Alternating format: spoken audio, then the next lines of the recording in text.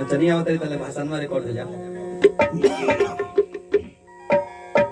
अच्छा भैया हाँ जी गौर करिए आज बड़ी खुशी की बात बा। हाँ एक बार फिर हमने के बड़ भैया Raj Kapoor Tiwari ji R series 9C music के माध्यम से वाह वाह वाह फिर एक बार वह सबके सेवा करो तनी सब। जी जी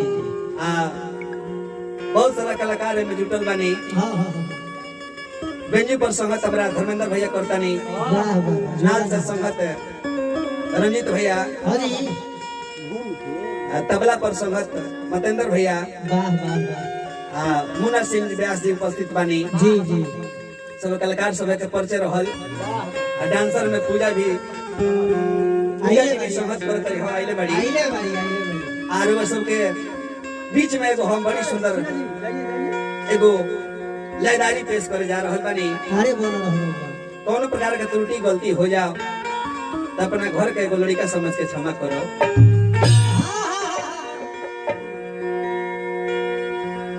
आई पूजा जी आई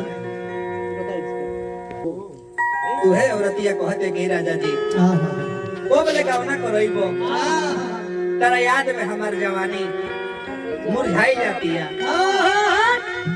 ए हरिओम जी औरतिया कहती है अर्जुन भाई कि काहे के लगवल ने हो बिरह में जरता दे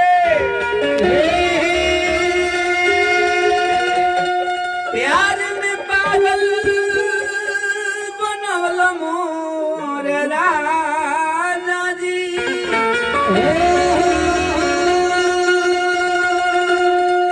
तन टूटे मन टूटे सौसे बदन टूटे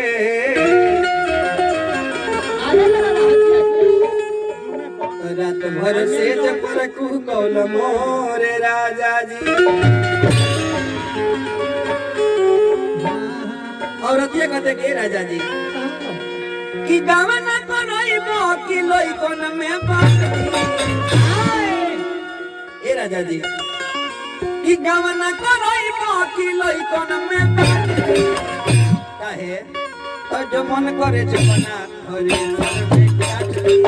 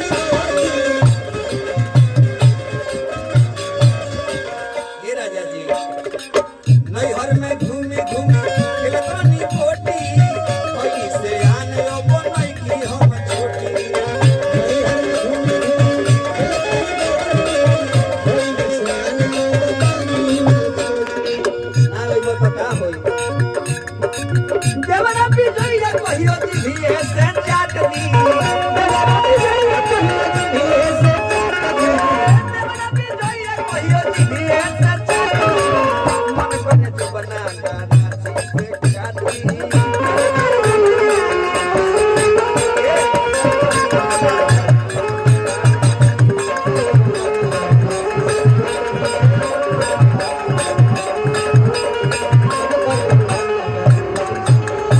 क्या बात है।